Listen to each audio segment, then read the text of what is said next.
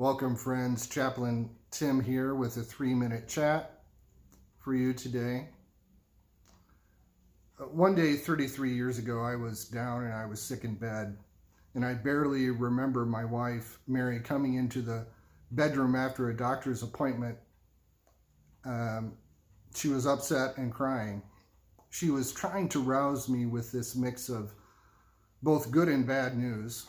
Mary had gone to the doctor thinking she had picked up my sickness, and instead the doctor gave her the news that she was pregnant with our first child. And there was more. After the exam, the doctor had reason to believe that our little baby might be in the wrong place, that she was not where she should be, and may very well be in the fallopian tube and not in the womb. So here I am, barely able to move, and I'm getting out of bed. I'm driving my wife to the hospital for an ultrasound with such a range of emotions within me that all I can do is really just cry with my wife.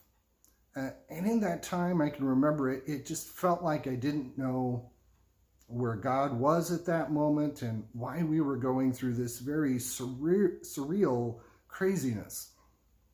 And I'll never forget the words and even the tone of the voice of the ultrasound technician as we very anxiously stared at a screen that we didn't understand. And I still picture the tech saying in that dark room, "She is right where she is supposed to be." And the tears turned to joy. I want us all to know today that we are right where we are supposed to be. It might seem out of place spending so much time at home, or even less time at home, not working in ways we're used to, or either not working as much or working more, maybe wondering where God is or how the divine fits into this topsy-turvy situation of pandemic and frightened patients and worried families.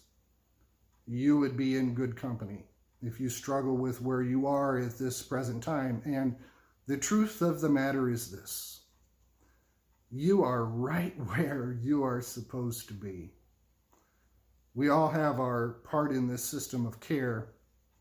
As for me, your chaplain is here helping to shoulder some of the load of stress and confusion that you carry. So hear this blessing today. May the gift of leadership awaken in you as a vocation and keep you mindful of the providence which calls you to serve. As high as the eagle spreads its wings over the mountains, may your perspective be larger than the view from the foothills. May you have the wisdom to see with clarity that you are where you're supposed to be, and know the peace which surpasses all understanding. May you be surprised by joy. Be safe, be strong, be spiritual. We're all in this together.